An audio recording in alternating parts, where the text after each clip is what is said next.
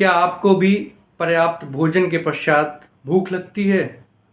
क्या आपको भी गर्मी ज़्यादा लगती है, कमज़ोरी का एहसास होता है, नींद नहीं आती है? तो ये वीडियो आपके लिए ही है, अंत तक ज़रूर देखिएगा।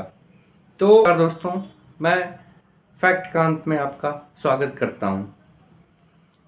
वर्ल्ड थायराइड डे 25 मई सन 2008 से जागरूकता फैलाने के उद्देश्य से ये मनाया जाने लगा।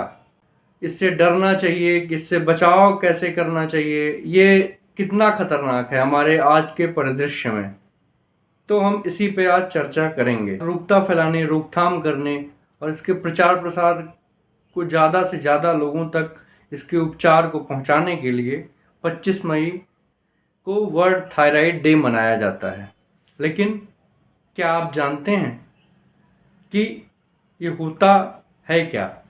अगर आपको नींद नहीं लगती, अगर आप परेशान हैं, अगर आप चिंतित हैं, तो पहले स्टार्ट करते हैं थायराइड है क्या।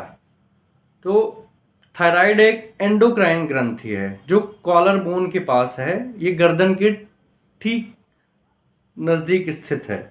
एंडोक्राइन का मतलब हुआ नलिका रहित, इसमें कोई नलिका नहीं है। हम रिपोर्ट्स की बात करें, रिपोर्ट्स की चर्चा करें, तो आज भारतवर्ष में 10 में से एक व्यक्ति इससे पीड़ित है और स्पेशली महिलाएं इससे ज़्यादा पीड़ित हैं। 2021 का अगर हम आंकड़ा देखें तो 4.2 करोड़ पीपल थायराइड से पीड़ित हैं। अमूमन महिलाएं इससे ज़्यादा प्रभावित रहती हैं और उनको ये लक्षण कब आता है? जैसे गर्भावस्था के समय आता है, डिलीवरी के 3 महीना पहले आ जाता है और डिलीवरी के 3 महीना पहले लगभग 44% जो महिलाएं हैं उनमें ये लक्षण पनप जाता है। तो इसका उपचार कुछ है। तो डॉक्टरों के अनुसार थायराइड ग्रंथि एक हार्मोन पैदा करती है, जो अगर हम सिंपल भाषा में समझें तो ये एक तरह की बैटरी है जो शरीर की ऊर्जा को उपयोग में ले आती है और शरीर को चलाने के काम में ले आती है। दिमाग और शरीर के अन्य हिस्सों को चलाने के लिए एक हार्मोन पैदा करता है और यह शरीर की ऊर्जा का उपयोग करके उसको गर्म रखता है। तो अगर हम समझें तो ये एक बैटरी की तरह काम करता है।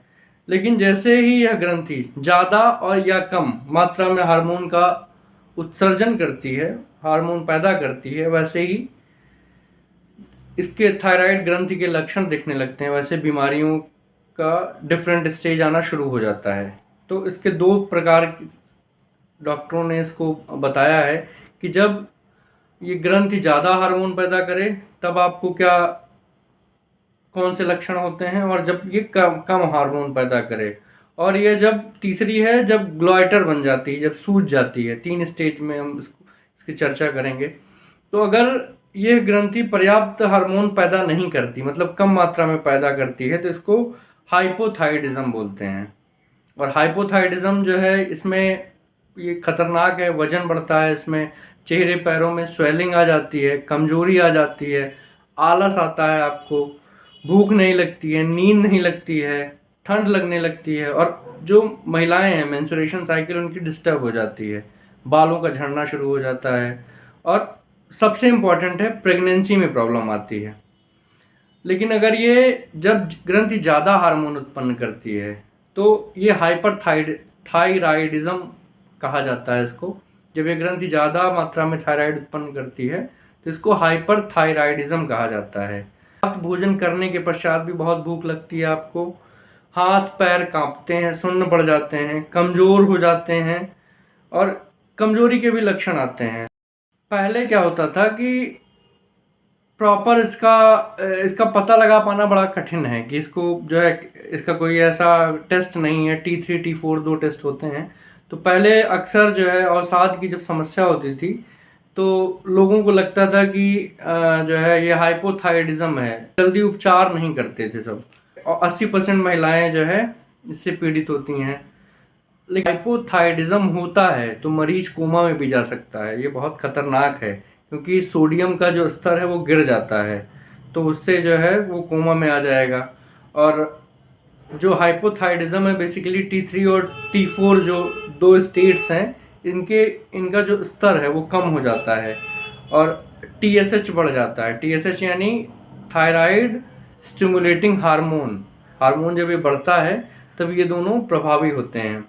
और एक इंश्योरेंस कंपनी है, उसने ये माना है, उसका ये मानक है कि अगर 1 लीटर खून है तो उसमें कम से कम 0.5 से 5 ml तक जो है थायराइड की यूनिट होनी चाहिए। ठीक है, और वह TSH ये पता लगाती है कि थायराइड ग्रंथि जो है, TSH का मेन काम ये है कि जो थायराइड ग्रंथि है वो ठीक से काम कर रही है या नहीं कर रही है। तो बेसिकली ये सारी समस्याएं महिलाओं में बहुत ज़्यादा है। और इसका जो वर्ल्ड थायराइड डे है 25 मई को जो स्टार्ट हुआ वर्ल्ड वाइड मनाना, इसका मेन उद्देश्य है कि जागरूकता पैदा करना, रोकथाम करना, उपचार के लिए इस पे बातें करना। और जो है इसमें अगर हम ध्यान दें तो खाद्य सामग्री के लिए जैसे कच्ची गाइट्रोजेनिक सब्जियां हैं उनका सेवन करना चाहिए, क्योंकि यही इस रोग में बचाने से बहुत मददगार है, बहुत हेल्पफुल है। कच्ची गाइट्रोजेनिक सब्जियां जैसे ब्रोकली हो गया, जैसे पालक हो गया, ब्रोकली और पालक इन दोनों का सेवन करना चाहिए।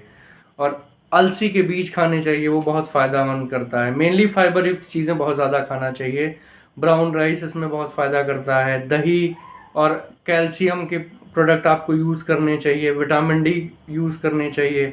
तो बचाव इसका मात्र एक यही है कि प्रॉपर डॉक्टर की सलाह लें, उपचार अच्छे से करें, भरपूर फाइबर युक्त आहार लें, शारीरिक अपनी गतिविधियां जितनी फिजिकल एक्टिविटीज़ आप कर सकते हैं करते रहें, टेंशन बिल्कुल मत लें, तनाव से बचें, तला भुना चीज़ें बिल्कुल ना खाएं, चीनी का सेवन बहुत कम करें।